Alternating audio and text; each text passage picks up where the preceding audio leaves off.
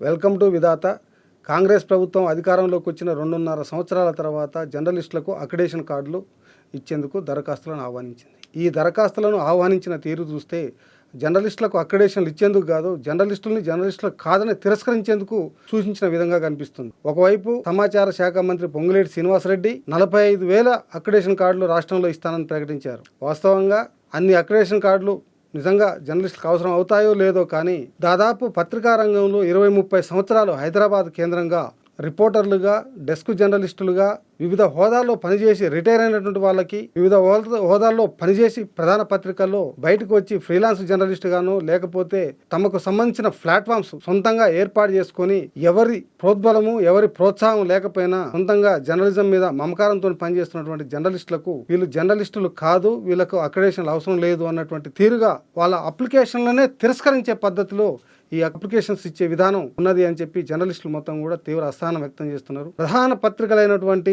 హిందూ, ఈనాడు, ఆంధ్రజ్యోతి, నమస్తే తెలంగాణ, వెలుగు ఇట్లా రకరకాల పత్రికల్లో పనిచేస్తున్నటువంటి జర్నలిస్టులు కూడా ఆ మాడ్యూల్స్ లో అప్లై చేసే పరిస్థితి కనిపించడం లేదని సీనియర్ జర్నలిస్టులు ఆవేదన వ్యక్తం చేస్తారు. ఇది మాకు అక్రిడేషన్లు ఇచ్చేందుక, అక్రిడేషన్లు ఇచ్చే పేరు మీద మమ్మల్ని అవమానించి జర్నలిస్టులు కాదని చెప్పేందుక అక్రిడేషన్లు దరఖాస్తులు ఆహ్వానిస్తున్నది ఎందుకోసం అని చెప్పి కూడా జర్నలిస్టులు అడుగుతున్నారు. పత్రికా రంగంలో ఎన్ని హోదాలు ఉంటాయో అన్ని హోదాల్లో రిపోర్టర్గా, సబ్-ఎడిటర్గా, సీనియర్ సబ్-ఎడిటర్గా, సీనియర్ కరస్పాండెంట్గా, స్పెషల్ రిపోర్టర్గా, అలాగే అసోసియేట్ ఎడిటర్గా, అసిస్టెంట్ ఎడిటర్గా, ఎడిటర్గా విధులు నిర్వహించినటువంటి సీనియర్ జర్నలిస్టులు కూడా ఈ దరఖాస్తులు చేసుకోవడానికి ముందుకెళ్తే నువ్వు జర్నలిస్టువేనా అని చెప్పి ఆ అప్లికేషన్ థియరీలోనే అడిగినటువంటి విధానం ఆ యొక్క ఒక సీనియర్ ఎడిటర్ని ప్రశ్నార్థకం ఒకటి ఆశ్చర్యంగా తనను తాను ఇదేమిటి అని చెప్పి విస్తుపోయేటువంటి పరిస్థితి ఈ యొక్క దరఖాస్తు విధానం కల్పించింది. నువ్వు జర్నలిస్టువేనా అని గుర్తించే అప్రైజర్ ఏమిటి అని చెప్పి కూడా అది అడగడం చూసే వరకు అసలు ఇదేమి అప్లికేషన్ విధానం అని చెప్పి ఆయన ఒక రకమైనటువంటి ఆయన అసహనాన్ని వ్యక్తం చేశాడు. దీనిపైన ఒక అధికారికి ఫోన్ చేస్తే చూస్తామండి అని చెప్పి సదరు అధికారి నిర్లక్ష్యంగా సమాధానం ఇవ్వడంతో ఆ సీనియర్ పత్రికా సంపాదకులు తీవ్రమైనటువంటి బాధను వ్యక్తం చేశాడు. తన 40 సంవత్సరాల జర్నలిజం కెరియర్లో ఇంత అవమానాన్ని నేను ఎప్పుడూ భరించలేదు, ఇలాంటి విచిత్రమైనటువంటి పరిస్థితి నాకు ఎప్పుడూ ఎదురు కాలేదని చెప్పి ఆ సదరు సీనియర్ పత్రికా సంపాదకులు ఆవేదన వ్యక్తం చేశాడు. అక్రిడేషన్ల దరఖాస్తు తీరు పరిశీలిస్తే తాంబూలాలు ఇచ్చాను తన్నుకు సావండి అని చెప్పి సమాచార విభాగం పనితీరు ఉందన్న విమర్శలు జర్నలిస్టుల నుంచి వెలువడుతున్నాయి. అక్రిడేషన్ల కోసం అప్లై చేసే వెబ్ పోర్టల్ మాడ్యూలే ఒక పెద్ద తలనొప్పిగా మారింది. వాస్తవంగా కంప్యూటర్ యుగంలో ఒక దరఖాస్తు సులువు కావాలి. మాన్యువల్గా ఇచ్చే దరఖాస్తుకు ఆన్లైన్లో ఇచ్చే దరఖాస్తుకు మధ్యన ఒక సులువుగా ఉండాల్సినటువంటి పోర్టల్ ఇది జటిలంగా మారింది. జటిలంగా అధికారులు మార్చారన్నటువంటి విమర్శలు వస్తున్నాయి. ఒక పేపరు ద్వారా ఒకసారి ఇట్లా అప్లై చేసి పైనుంచి కిందకి అప్లై చేసి అప్లోడ్ చేసే పద్ధతిలో ఉండాలి కానీ అది కాకుండా ఇది ఏదో దేశ రహస్యాల కోసం చేస్తున్నటువంటి ఒక అప్లికేషన్ లాగా ఆ రహస్యాలను ఏదో ఛేదించే పనిలాగా ఉన్నట్టుగా ఉందని చెప్పి ఒక జర్నలిస్ట్ అభిప్రాయపడ్డాడు. ఒక మాడ్యూల్లోకి వెళ్ళిన తర్వాత ఇంకో మాడ్యూల్లోకి పోవాలంటే ఈ మాడ్యూల్ మొత్తం ఫుల్ఫిల్ కావాలి. దాంట్లో ఏ ఒక్కటి లేకపోయినా ఏమీ లేదు అనే పద్ధతిలో అసలు చాలా మంది జర్నలిస్టులు ఆయా సంస్థల్లో పనిచేసేటప్పుడు ఆయా సంస్థలు నిర్వహించినటువంటి రాత పరీక్షలు, ఇంటర్వ్యూలన్నీ నెగ్గిన తర్వాతనే ఆయా సంస్థలు జర్నలిస్టులుగా తమ సర్వీస్ను ప్రారంభిస్తారు. అలాంటి జర్నలిస్టులకు 2 సంవత్సరాల కోసం, అది కూడా సమాచార సేకరణకు ఈజీ యాక్సెస్ కోసం ఉన్నటువంటి అక్రిడేషన్ కార్డు ఇవ్వడం కోసం ఇన్ని రకాల తలనొప్పులు ఏమిటి అనేది ఆయా జర్నలిస్టులు ఆవేదన వ్యక్తం చేస్తారు. అనేక మంది జర్నలిస్టులు బుధవారం నాడు మీడియా అకాడమీ చైర్మన్ కలిసి కూడా తమ గోడును వెలబుచ్చుకున్నట్టు తెలిసింది. మీడియా అకాడమీ చైర్మన్ నేను చేయగలిగేది ఏమిటి, అధికారులే మొత్తం కూడా ఇట్లా చేసి తలనొప్పిగా మార్చారు. అనేక మంది జర్నలిస్టులు కూడా నాకు ఫోన్లు చేస్తున్నారు, కలిసి మాట్లాడుతున్నారు అని చెప్పి ఆయన కూడా తన బాధను వ్యక్తం చేసినట్టుగా మనకు తెలుస్తున్నది. ఈ అక్రిడేషన్ల కోసం దరఖాస్తు చేసుకున్న జర్నలిస్టులు ఈ వెబ్సైట్లోకి పోతే యాదగిరిగుట్ట మెట్లెక్కేందుకు ఎన్ని పాటలు పడతారో అంతకంటే ఎక్కువ పాటలు పడాలి. ఎన్ని పాటలు పడ్డా యాదగిరిగుట్ట మెట్లను ఎక్కి దేవుని దర్శనం చేసుకోవచ్చేమో కానీ ఇందులో మాత్రం ఎన్ని పాటలు పడ్డా ఒక మెట్టు కూడా ఎక్కే పరిస్థితి కనబడతలేదని చెప్పి ఒక సీనియర్ పాత్రికేయుడు వ్యంగ్యంగా తన ఆవేదన వ్యక్తం చేశారు. జర్నలిస్టుల అక్రిడేషన్ కార్డు దరఖాస్తుల కోసం రూపొందించినటువంటి మాడ్యూల్ని చూస్తే పేరుకు 40,000 అక్రిడేషన్లు ఇస్తామని మంత్రి గారు చేసినటువంటి ప్రకటన పక్కకు పెడితే ఇది ఒక జర్నలిస్టుకు కూడా అక్రిడేషన్ కార్డు ఇవ్వాల్సిన అవసరం లేదనే పద్ధతిలోనే ఉందని చెప్పి ఒక పాత్రికేయ మిత్రుడు ఆవేదన వ్యక్తం చేశారు. ఎందుకు ఈ ప్రభుత్వం ఇట్లా వ్యవహరిస్తుంది? పైకి చెప్తున్నటువంటి మాట ఒక తీరుగుంది, ఆచరణలో జరుగుతున్నటువంటి మాట ఇంకొకటి కనిపిస్తుందని చెప్పి తన అసహనాన్ని సీనియర్ జర్నలిస్ట్ దాదాపు ఒక 25 సంవత్సరాల పాటు సెక్రటేరియట్ బీట్ చూసినటువంటి జర్నలిస్టే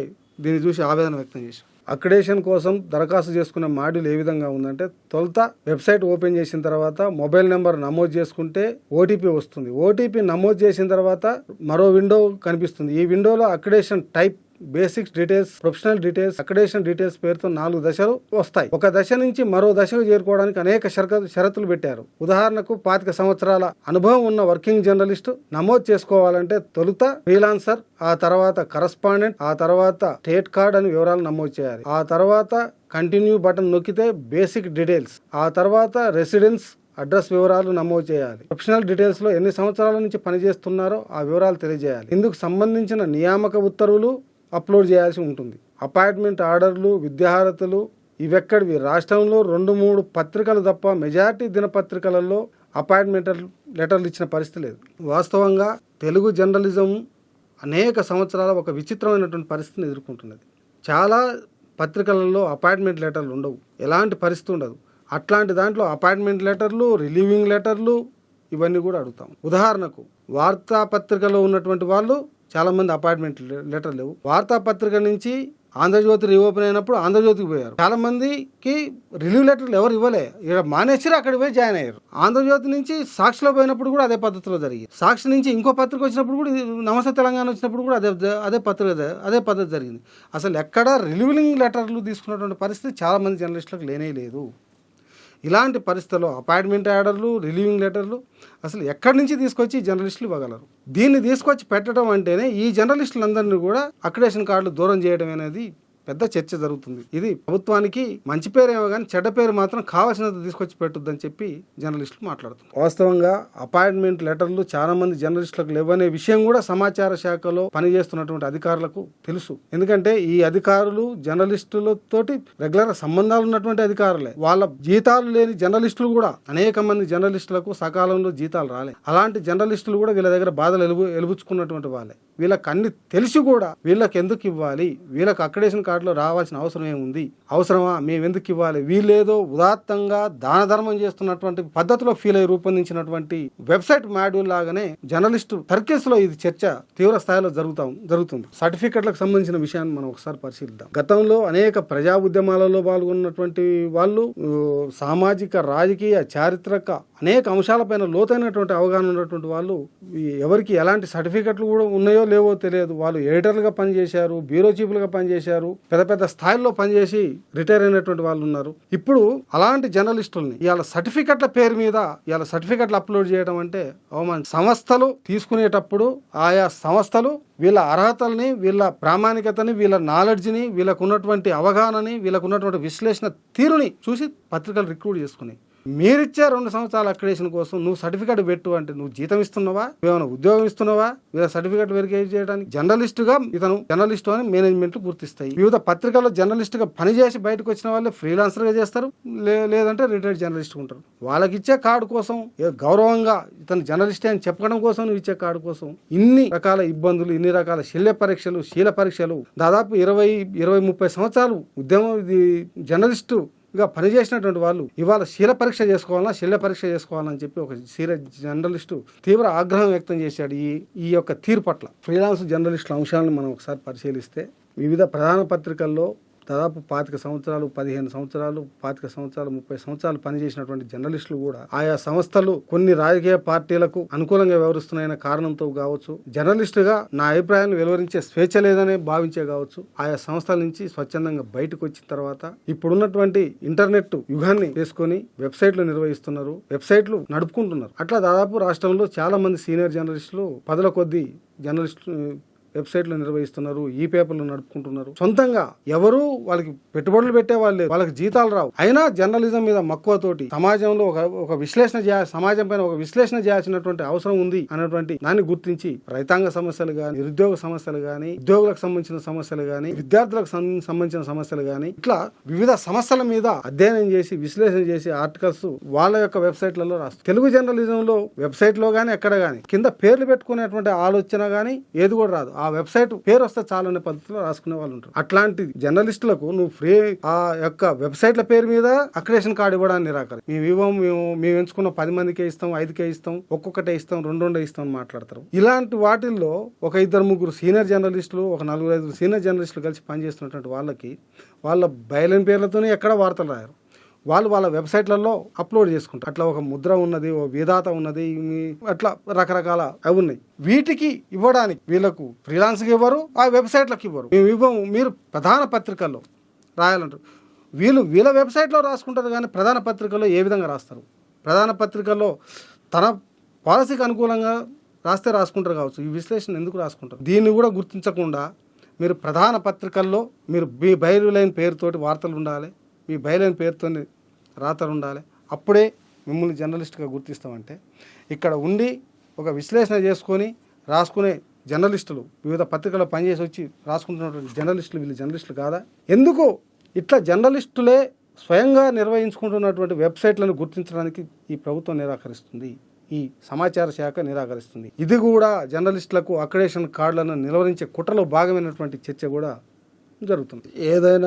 ఎవరైనా ఒక జర్నలిస్టు INPR చూపించినటువంటి అన్ని దశల్ని దాటుకొని ఒక్కొక్కటి తన వ్యక్తిగత details, service details, education details, క్లిప్పులు అన్నీ పెట్టుకుంటూ వచ్చి మా మొత్తం కూడా వచ్చిన తర్వాత అమ్మాయి అంతా అయిపోయింది, ఈ చివరికి సబ్మిట్ బటన్ నొక్కితే ఎర్రర్ కానీ నాట్ అలౌడ్ కానీ ఇట్లా రకరకాల పేరుతో ఆ పోర్టల్లో తిరస్కారానికి గురవుతున్నటువంటి దరఖాస్తులే ఎక్కువ ఉంది. ఇంకో విచిత్రమైనటువంటి విషయం ఏంటంటే ఈ వెబ్సైట్ రూపొందించినటువంటి రూపకల్తకు మాత్రం మంచి పూలదండ వేయాలి. ఎందుకు నేను ఈ మాట అంటున్నానంటే పత్రికా రంగంలో ఎన్ని విభాగాలు ఉంటాయో కూడా తెలియని వాడు దీన్ని రూపొందించాడు. ఒక పత్రిక ఉన్నది అంటే editor, sub editor, correspondent, reporter, ఇట్లా రకరకాల విభాగాలు ఉంటాయి. ఇవి ఏవి అందులో కనిపించవు. ఎడిటర్ ఆప్షనే లేకుండా అక్రిడేషన్ ఇస్తారు. ఇంతకుముందు మాన్యువల్గా ఉన్నప్పుడు ఎడిటర్కి వచ్చింది, అసోసియేట్ ఎడిటర్కి వచ్చింది. మరి ఆన్లైన్లో ఇవెందుకు కనిపించవు? ఇది రూపొందించిన వాడికి పత్రికా రంగం మీద అవగాహన లేనివాడు రూపొందించినటువంటి వెబ్సైట్ను తీసుకొచ్చి అక్రిడేషన్ కార్డులకు అప్లై చేసుకోమని చెప్పారు. పైగా మళ్ళీ అన్ని క్రిటికల్ పొజిషన్స్ సింపుల్గా ఒక పేజీలోనే పేరు, తన హోదా, ఎక్స్పీరియన్సు, దానికి సంబంధించిన పాత ప్రీవియస్ కార్డులో లేకపోతే అపాయింట్మెంట్ లెటరో లేకపోతే ఇంకేదో అప్లోడ్ చేసే పరిస్థితి కల్పించాల్సినటువంటి వెబ్సైట్ని నానా రకాలుగా చేసి తిరస్కరించే స్థితికి తీసుకొచ్చారు. ఎడిటర్కే విలువ లేకుండా చేశారు ఈ పరిస్థితి అని చెప్పి సచివాలయ జర్నలిస్టులో చర్చ జరుగుతుంది. మా ఎడిటర్నే గుర్తించకపోతే ఈ అక్రిడేషన్ ఏమిటని చెప్పి ప్రధాన పత్రికలో పనిచేసినటువంటి జర్నలిస్టులు కూడా అంటున్నారు. మా జర్నలిస్టులకు ఇచ్చే అక్రిడేషను వార్తా సేకరణకు ఫ్రీ యాక్సెస్ ఉండేందుకోసం మీరు ఇస్తున్నారా, లేకపోతే మాకు బీబీసీలో ఉద్యోగం ఇస్తున్నారా, లేకపోతే మీ సచివాలయంలో ఉద్యోగం ఇస్తున్నారా, లేదు మీ సమాచార శాఖలో మాకు ఏమైనా పర్మనెంట్ ఉద్యోగం ఇస్తున్నారా? ఎందుకు ఈ 1,00,000 కండిషన్లు పెట్టారు? LKG నుంచి మొదలు పెడితే మా డిగ్రీ వరకు సర్టిఫికేట్ మీకెందుకు? మేము ప్రొఫెషనల్ జర్నలిస్టులమా కాదా నిరూపించే సర్టిఫికేట్ కూడా మాకు కావాలా? ఇది ఒక ఎడిటర్కి ఎదురైనటువంటి ప్రశ్న. ఈ అప్లోడ్లో ప్రతి సాధారణ జర్నలిస్టు తన నియామకం సమయంలో జరుగుతున్నటువంటి ఇంటర్వ్యూలన్నీ మా సంస్థలే చేస్తాయి కదా. మీరెందుకు మాకు ఉద్యోగం ఇవ్వడం కోసం చేస్తురా, అక్రిడేషన్ కోసం ఇవ్వడం చేస్తురా? ఎందుకోసం మాకు ఈ శీల పరీక్షలు ఇదేమిటి అని చెప్పి జర్నలిస్టులు మొత్తం కూడా ఆగ్రహం వ్యక్తం చేస్తారు. వీటన్నింటిపైన ఈ మాడ్యూల్ తయారు చేసినటువంటి తీరు మీద జర్నలిస్టుల సంఘాలు కూడా మాట్లాడకుండా మౌనంగా ఉంటున్నాయి. ఈ జర్నలిస్టు సంఘాలకు ఫ్రీలాన్స్ జర్నలిస్టులు, వృద్ధాప్యంలో ఉన్నటువంటి జర్నలిస్టులు, వివిధ సామాజిక మాధ్యమాలలో సొంతంగా మాధ్యమాలను పెట్టుకొని వెబ్సైట్లు నిర్వహిస్తున్నటువంటి జర్నలిస్టులు ఈ జర్నలిస్టు యూనియన్లకు అవసరం లేదా, వీళ్ళ సంక్షేమం అవసరం లేదా అన్నటువంటి చర్చ కూడా జరుగుతుంది. ఎందుకు దీని గురించి మాట్లాడతలేదు? ఎందుకు జటిలంగా ఉన్నటువంటి దాన్ని సరళం చేయమని చెప్పి అధికారులను అడగడం లేదు? ఫిబ్రవరి ఆఖరి వరకే జర్నలిస్ట్ కార్డు, అక్రిడేషన్ కార్డు ఉంది. ఫిబ్రవరి తర్వాత కొత్త జర్నలిస్ట్ కార్డులే ఇవ్వాలి. మరి వీళ్ళందరికీ ఇవ్వరా? మొదటిసారి మేము ప్రధాన పత్రికలకు ఇస్తాం, మీకెవరికి ఇవ్వమంటే మేమెవరూ జర్నలిస్టులు కాదా? వీళ్ళెవరూ జర్నలిస్టులు కాదా? ప్రధాన పత్రికలు, ప్రధాన సంస్థల మేనేజ్మెంట్లు ఇచ్చేవాళ్ళే జర్నలిస్టులా? ఇంకొక విషయం, ఆ జర్నలిస్టులు కూడా వాళ్ళ పత్రిక సర్క్యులేషన్ గురించి సర్టిఫికేట్ పెట్టాలట. అది మేనేజ్మెంట్ ఇస్తుంది, జర్నలిస్ట్కి ఏం సంబంధం? ఎందుకు ఈ గందరగోళాన్ని క్రియేట్ చేశారు? ఎప్పుడూ 40 సంవత్సరాలలో ఉమ్మడి రాష్ట్రం నుంచి మొదలు పెడితే ఇప్పటి వరకు ఇచ్చినటువంటి అక్రిడేషన్ కార్డులలో లేని గందరగోళం ఉమ్మడి రాష్ట్రంలో, ఉమ్మడి 24 జిల్లాలకు, అంత పెద్ద రాష్ట్రానికి ఇచ్చినటువంటి అక్రిడేషన్లో లేని గందరగోళం ప్రత్యేక రాష్ట్రం అయిన తర్వాత 10 జిల్లాలతోనే అయిన రాష్ట్రానికి ఎందుకు ఈ గందరగోళాన్ని తీసుకొస్తున్నారు? అంటే ప్రత్యేక రాష్ట్రం తెలంగాణ ఉద్యమంలో తెలంగాణ జర్నలిస్టులు ఉద్యమం కోసం పోరాడారు, దానికోసం వాళ్ళ అవసరం ఉంది. వీళ్ళు అయిన తర్వాత వీళ్ళు అవసరం లేదు, వీళ్ళ సర్టిఫికెట్లు అవసరం లేదు, మేము డైరెక్ట్ మేనేజ్మెంట్లతో మాట్లాడి మేము రాయించుకుంటే సరిపోద్ది, అసలు జర్నలిస్టులే అవసరం లేదని చెప్పి ప్రభుత్వాలు ఏమైనా అనుకుంటున్నాయా? ఎందుకు ఈ జర్నలిస్టుల్ని ఇబ్బందికి గురిపెడుతున్నారు, హింసకు గురిపెడుతున్నారు అని చెప్పి అనేక మంది జర్నలిస్టులు ప్రభుత్వాన్ని ప్రశ్నిస్తున్నారు. సమాచార శాఖ ఇప్పటికైనా జరిగిన తప్పును తెలుసుకొని మాడ్యూల్ని సరళంగా తయారు చేసి నిజమైనటువంటి జర్నలిస్టులందరికీ అక్రిడేషన్లు వచ్చే విధంగా చేయాలి. వెబ్సైట్లను ఒక తీరుగా, పత్రికలను ఒక తీరుగా, ఛానళ్లను ఒక తీరుగా చూస్తానంటే కాదు. వెబ్సైట్లు నిర్వహించేవారు కూడా పెన్ను పెట్టే రాస్తారు, కంప్యూటర్ మీద కంపోజ్ చేసే దీంట్లో అప్లోడ్ చేస్తారన్నటువంటి విషయాన్ని సమాచార శాఖ అధికారులు గుర్తిస్తే బాగుంటుంది. అదేవిధంగా మీడియా యూనియన్ల నాయకులు ఈ అంశం మీద ప్రభుత్వాన్ని ప్రశ్నించి అందరికీ అక్రిడేషన్ కార్డులు వచ్చే విధంగా చేయాలని చెప్పి జర్నలిస్టులందరూ కూడా కోరుకుంటున్నారు.